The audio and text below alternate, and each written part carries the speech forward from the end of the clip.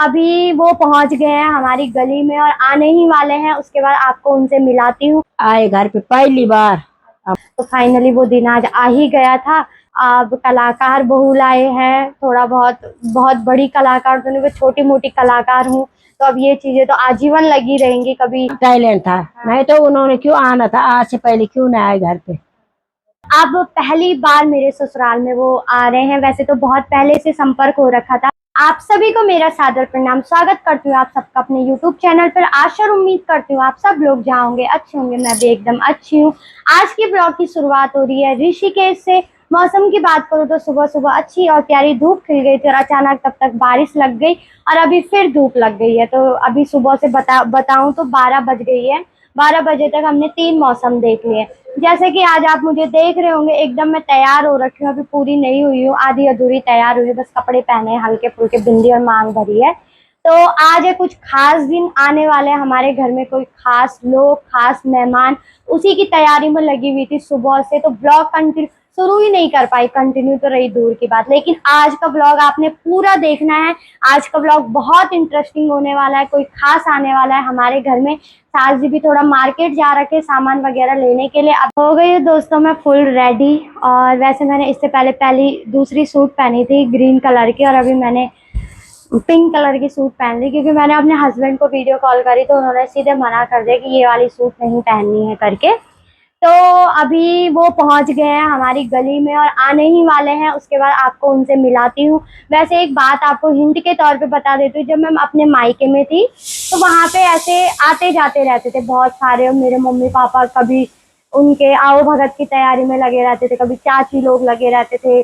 कमरे की सफाई करनी पड़ती थी क्योंकि उन लोगों का आना जाना लगा रहता था। फिर जब जहाँ हमारा कमरा था अगस्त मुनि में, तो वहां भी वो लोग आते जाते रहते थे, मेरे सिस्टर से मिलने के लिए, हमसे मिलने के लिए। और अब पहली बार मेरे ससुराल में वो आ रहे हैं। वैसे तो बहुत पहले से संपर्क हो रखा था, लेकिन समय की कमी की वजह से मैं उनसे रूबरू या मिल नहीं पा रही थी। तो इस अब जाकर के मुझे थोड़ा टाइम लगा है। वैसे तो फेस्टिवल सीजन चल रहा है, लेकिन मैंने थोड़ा बहुत टाइम निकाला और पहली बार मेरे ससुराल में आ रहे हैं वो लोग। बाकी दोस्तों, जो मैं आपको बार बार बता रही थी कि आज हमारे घर में आ रहे हैं खास मेहमान, तो मिलाती हूँ आपको उनसे। तो अभी हो रहा है मेरा छोटा सा साक्षात्कार, बोले तो इंटरव्यू। और बाकी चैनल का नाम है नव क्रांति न्यूज चैनल। और आप लोग मुझे ब्लॉग के थ्रू देख रहे हो तो आप पूरी वीडियो को कविता से रिलेटेड, यहाँ पे मेरा छोटा सा साक्षात्कार होगा। तो आप नव क्रांति न्यूज चैनल पर फेसबुक पेज है उनका, उस पे जाकर के चेक कर सकते हैं। बाकी भैया लोग आ रखे हैं जिनका ओन चैनल है। और बाकी यहाँ पे सर आ रखे हैं। सर आप अपना परिचय दे दीजिए। अच्छा, नवानी जी हैं आप? अच्छा अच्छा अच्छा, न्यूज से। आपका भी न्यूज चैनल है? अच्छा, घुघुती न्यूज आपका है? अरे मैं सुनती हूँ वैसे घुघुती न्यूज तो। ठीक ठीक ठीक है। बाकी हमेशा की तरह मेरी सास जी भी यहाँ पे दर्शक दर्शक दीर्घ में आज मेरी सास जी बैठ रखे हैं और आदरणीय नवानी जी बैठ रखे हैं। तो बाकी शुरू करते हैं। हल्की फुल्की क्लिप आपको मैं दिखाती रहूंगी। और ये है नवक्रांति चैनल के मेन ओनर, जिनके बलबूते पे, जिनकी मेहनत से वो चैनल न्यूज चैनल चल रहा है ऋषिकेश के अंदर। तो बाकी आप बने रहो और धीरे धीरे आपको अपडेट में देती रहूंगी। बाकी अब कैमरा जाएगा सीधे मेरे सास जी के हाथ में। 5 बहनों से निकलकर किस तरीके से माँ बाप का साथ मिला और समाज के वो ताने बाने सुनकर आज उस मुकाम पर पहुंची कि इनको सुनने के लिए जब लोग बैठते हैं तो तालियां बजाने से नहीं रह पाते। आज हमने भी सामने से सुनी तो वाकई में आंखों में पानी भी आया। कहीं कहीं बहुत अच्छी रचनाएं ये लिखती हैं। और फिलहाल चलते चलते एक समस्या हमारे पहाड़ों में, लड़कों को लड़कियां नहीं मिल पा रही है शादी के लिए। बिल्कुल। हाँ कुछ कुछ तो ढूंढ लेते हैं अपने लिए, लेकिन कुछ हमारे शरीफ हैं जो लड़के वो नहीं, हाँ या फिर नौकरी चाकरी वाले भी उनको नहीं मिल पा रही है। हाँ, कहीं ना कहीं प्राथमिकता लड़कियों की अब ये है कि या तो सरकारी नौकरी में हो या देहरादून उनका घर होना घर चाहिए। होना चाहिए, सही अगर बात। देहरादून में डेरा है तो ही फेरा होगा। हाँ तो इस ये पर अगर आपने कोई रचना लिखी है, उन भाइयों का दर्द थोड़ा कम होगा जो लड़के अभी शादी के लिए देख रहे हैं लड़कियां, तो उस पर कोई रचना आपकी हो तो वो जरूर सुनाइएगा। बिल्कुल बिल्कुल। और बहुत बड़ी समस्या पहाड़ों में लड़की न मिलना भी आ गई है। बिल्कुल। और आप कई लोग ऐसे बोलेंगे तुम तो 5 बहनें हो, कुंडली भेज दो करके हो, और छोटी है अभी मेरी बहनें। लेकिन ऐसा भी नहीं है कि बेटियां नहीं है, और ऐसा भी नहीं है कि कमी भी है। अब सच बताऊं तो समस्या ये हो गई है, पहले लड़कियां पढ़ती लिखती नहीं थी, पढ़ाया नहीं जाता था उनको। अब लड़कियों को पढ़ाया जा रहा है, तो वो अब वही रीत अब आ रही है दोबारा से कि जो स्वयंवर होते थे पहले और स्वयं चयन करती थी अपने वर का, तो अब लड़कियां ज्यादातर उस ओर चली गई हैं। और जो बेचारे शरीफ लड़के हैं जो लव मैरिज नहीं कर पा रहे हैं, वो रह गए। वो रह गई। मेन तो बात एक्टिव ये होना है, पड़ेगा। उनको थोड़ा एक्टिव होना पड़ेगा, और कैसा एक्टिव होना पड़ेगा वो मैं अपनी पंक्तियों में आपको बताऊंगी। अच्छा। शायद अगर आप ऐसा कुछ कर लो तो हो बात सकता बन है, जाए। क्या पता लड़की मिल जाए। तो ये लिखने का शौक कब से हुआ, कैसे इसकी शुरुआत हुई थी? लिखने का शौक बताऊं तो जैसे मैं आपको शुरुआत में बता चुकी हूँ कि जब मैं कक्षा 7वीं में थी तो मैंने एक किताब पढ़ी थी, मधुशाला, हरिवंश राय बच्चन जी की। तो हमको हरिद्वार जाना था अंताक्षरी में, तो मैम ने मुझे वो किताब दी कि वेदिका, इसमें हर एक अक्षर पर कविताएं हैं, गजल हैं, आप याद करना ताकि आप अटको ना। तो मैंने वो पढ़ी वो किताब, तो मुझे लगा अरे कविताएं लिखना तो बहुत सरल होता है, ऐसा भी लगा मुझे उस टाइम पे। और उसकी 2 पंक्तियां पूरी किताब पढ़ने के बाद उस पूरी किताब में मुझे 2 पंक्तियां ऐसे मन को छू गई कि मैंने कहा 2 पंक्तियां और इतनी बड़ी बात बता दी। जो लोग जिन्होंने मधुशाला पढ़ी भी होगी उसमें 2 पंक्तियां थी कि बैर कराते मंदिर मस्जिद और मेल कराती मधुशाला। तो उस समय मुझे उसका अर्थ नहीं पता था। तो जब मैं बड़ी हुई तब मुझे लगा कि वाकई में धर्म के नाम पे लोग अलग होते हैं, लेकिन जब पीने की बारी आती है तो कोई धर्म नहीं पूछता है, एक ही जगह पे मिल जाता है। तो वो लाइनें मेरे मन को इतनी छू गई, मैंने कहा वाकई में कवि और साहित्यकार बहुत बड़ी चीज होती है, जो एक पद्य को एक गद्य को एक लाइन में बता देता है। तो उस टाइम पे मैंने शुरुआत करी लिखने की, और पौड़ी में आकाशवाणी में गई मैं कक्षा 7वीं में ही, वहाँ मेरा कार्यक्रम हुआ। और बचपन से बहुत मंचीय प्रोग्राम करे स्कूल से रिलेटेड। फिर जाके जब बीएससी में आई तो गोपेश्वर में पूरे उत्तराखंड में श्रीदेव सुमन में कविता पाठ में मेरा पहला स्थान था। तो कॉलेज से बहुत लोग आए थे, इतनी सी मैं अभी भी वैसे ही दिखती हूँ, लेकिन उस टाइम और छोटी थी। तो सबने कहा कि अच्छा बोलती है। तो फिर कहीं से पता लगा तो आदरणीय ओम प्रकाश सेमवाल जी ने मेरे को मेरे ही गृह क्षेत्र जखोली में मेले में मुझे मौका दिया बोलने का। तो बस वहीं से शुरुआत हुई 2018 दिसंबर से, और आज 2025 है। लगभग कंटिन्यू मैं दे ही रही हूँ प्रोग्राम। अच्छा, एक महिला होने के नाते कई दिक्कतें भी आ रही, क्योंकि पुरुष समाज हम भले ही कह लें कि एक इक्वल है, हाँ। लेकिन ये कहीं ना कहीं देखा जाता है। तो क्या आपके फील्ड में भी इस तरीके की चीजें देखी जाती है? बिल्कुल होता है ऐसा भी, क्योंकि प्रोग्राम आपको भी पता होगा 2 बजे बोला जाता है और होता शुरू 4 बजे है, क्योंकि कभी बारिश की संभावना हो जाती है, कभी कोई कार्यक्रम लंबा खिंच जाता है, कभी नेता लोग आ जाते हैं। तो पहले जब शुरू में मैं गई, और मैं सच्चाई बताऊं तो हम 5 बहनें हैं और मैं सबसे बड़ी हूँ। तो 5 बहनें 5 बेटियां होने के बावजूद एक माँ को कितने कटाक्षों से गुजरना पड़ता है कि एक तो बेटियां ऊपर से इतनी खुली छूट दे दी है। तो जब मैं जाती थी प्रोग्राम में तो कई बोलते भी थे कि कहाँ बेटियां मंचों पे अच्छी लगती हैं, क्या कविताएं तो लिखती हैं, ऐसे में लोग गलत तरह से यूज कर सकते हैं। लेकिन मेरी माँ और मेरे पिताजी ने हमेशा हमें आगे रखा और बेटों से भी बढ़ के रखा। बोला जब समाज में हम ये बोलते हैं शादी के लिए कि बेटा बेरोजगार है, जब रोजगार पाएगा, जब बेटा नाम कमाएगा तब शादी करेंगे, तो क्यों नहीं यही चीज फॉलो बेटियों पे करी जाए। तो मेरी माँ और मेरे पिताजी का अहम योगदान रहा हमें आगे बढ़ाने में। फिर सच बताऊं तो बचपन से आज तक मुझे ऐसा ही वातावरण मिला, ऐसे ही लोग मिले जिन्होंने हमेशा आगे बढ़ाया, खासकर गुरुजन हो, यहाँ तक कि मेरा फ्रेंड सर्कल, हर किसी ने बोला नहीं वेदिका आप आगे बढ़ो। फिर मुझे लगता है कि लड़कियों को चुनौतियां तो बहुत होती हैं, लेकिन आज समय ऐसा भी आ गया है कि जो लोग बोलते थे कि अरे क्या होगा करके, आज वही लोग बढ़ चढ़ के बढ़ाइयाँ करते हैं कि नहीं हम आपकी कविताएं सुनते हैं, हमें अच्छा लगता है, बस ऐसे। अच्छा, आपने एक बात कही वो मुझे भी कहीं ना कहीं टच कर गई। 5 बहनें आप हैं, हाँ जी। और आज भी समाज में कहीं ना कहीं जब बेटी एक के बाद दूसरी बेटी हो जाए या तीसरी बेटी हो जाए तो थोड़ा सा अलग नजरों से देखना शुरू किया जाता है। हाँ तो इस पर कोई आपने रचना की है बिल्कुल, बेटी को लेकर? हाँ और बिल्कुल। बेटों में जो एक तरह का हम कहते हैं कि भाई जन्म में कोई भेदभाव नहीं होना चाहिए, बेटा बेटी एक समान है, इस पर कोई आपकी रचना है? बिल्कुल है। तो अगर है तो वो हमारे श्रोताओं को, हाँ, दर्शकों को मैं भावुक होता है, ये सच्चाई है। तो जब मैं कक्षा 7वीं में थी, मैं इसलिए कहती हूँ कि मैं 7वीं से लिखती हूँ, उस टाइम पे मेरी 4थी नंबर की सिस्टर हुई थी। तो गांव में एक, तब मेरे पापा दिल्ली रहते थे लेकिन मम्मी घर पे थी और मम्मी के साथ हम 3 बहनें थी और मेरी चौथी बुल्ली हो रखी थी। सब आए बोलते अरे अरे अरे, तो मैं उस टाइम मुझे पता लगा हमें कभी ऐसा वातावरण नहीं मिला था कि भाई चाहिए। जब वो होने के लिए भी थी तब भी मम्मी ने ऐसे नहीं बोला कि तुम्हारा भाई होगा। मम्मी को ऐसा था कि हाँ तुम्हारा हमें खैर पता भी नहीं था, लेकिन वो शब्द मुझे इतने चुभ गए। उसके बाद मैं रचनाओं में आई, मैंने अपनी जो अंदर की भावनाएं थी वो मैं लिखित रूप में लिखने लग गई, कविताओं में लिखने लग गई। तो मेरी जो पहली कविता भी थी वो भी बेटी पे थी। अभी रिसेंटली मेरी जो आखिरी कविता भी चल रही है वो भी बेटी पे है। तो बेटियां मेरे से छूटती नहीं है, वो इसलिए भी क्योंकि मैं खुद स्वयं बेटी हूँ। आगे दोस्तों आ रखे थे पत्रकार बंधु, अभी थोड़ा छोटा सा इंटरव्यू हुआ और वो चले गए हैं घर, और अभी हमने कुछ खाया भी नहीं है। मार्केट में मेरा काम है तो देखते हैं कब तक निपटता है। बाकी मेरी सास जी का कैसा एक्सपीरियंस रहा उनसे पूछती हूँ। सूट पे चर्चा हो रही है, सूट पे चर्चा। भाभी प्रणाम। भाभी कर रही है गली में सूट पे चर्चा, किसकी सूट कैसी है। ये देखो सूट पे ऐसी चर्चा होती है, मेरी नहीं होती है क्योंकि मेरे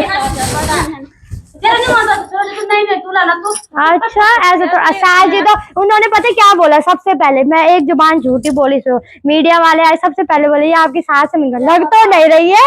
मैंने कहा लगने के लिए क्या करूं अब ऐसा। मैंने कहा नाती नतने वाले हैं ये।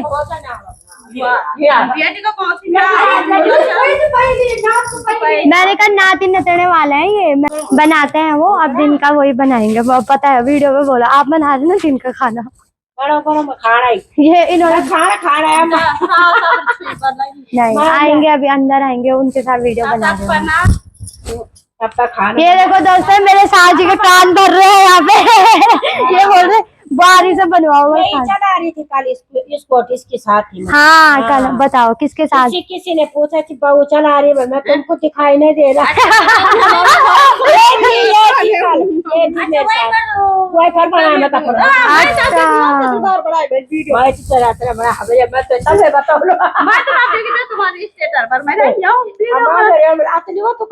जंगल जाया देखो दोस्तों मेरे साथ।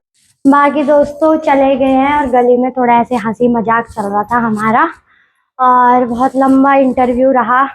और आज मेरा अपनी सास जी के सामने पहली बार मैंने कविताएं पढ़ी होंगी और उन्होंने भी पहली बार सुनी। और अब मैं उनसे पूछती हूँ कि आपको कैसा लगा पहली बार मेरी कविताएं सुन के। जैसे कि मैं आपको बता भी रही थी कि मेरे मायके में तो ऐसा चलता रहता है, जब मैं मायके जाती हूँ तो वहाँ भी जो पत्रकार बंधु है तो अपना प्रेम दिखाते रहते हैं, बीच बीच में आते रहते हैं, मेरी नई रचनाओं को सुनते हैं और आप तक पहुँचाते हैं। अब मैं ऋषिकेश में आ गई हूँ तो दोस्तों इनको मैं पहले से जानती थी क्योंकि मेरे प्रोग्राम दूरदर्शन देहरादून में भी हुआ, ऋषिकेश रेडियो में और आदरणीय थपलियाल जी के पेज पे। तो ऋषिकेश और देहरादून के कई ऐसे पेज है जिनमें मैं लाइव आई हूँ और कार्यक्रम के लिए भी यहाँ आती थी, तो इनसे मेरी जान पहचान थी। अरे बहुत पहले से कह रहे थे कि आपका एक छोटा साक्षात्कार लेंगे करके, तो मैंने कहा जब मेरे सास जी भी आ जाएंगे और शादी के बाद करवाऊंगे एक छोटा साक्षात्कार। तो फाइनली वो दिन आज आ ही गया था, इसलिए मैं आपको सुबह कह रही थी कि मायके में तो आते जाते रहते हैं, अब ससुराल की और भी वही हो गया है। अब कलाकार बहू लाए हैं, थोड़ा बहुत बड़ी कलाकार तो नहीं, मैं छोटी मोटी कलाकार हूँ, तो अब ये चीज़ें तो आजीवन लगी रहेंगी। कभी पति देव जी के साथ, कभी सास जी के साथ, कभी ससुर जी के साथ, ऐसे मीडिया का आना जाना तो लगा ही रहेगा।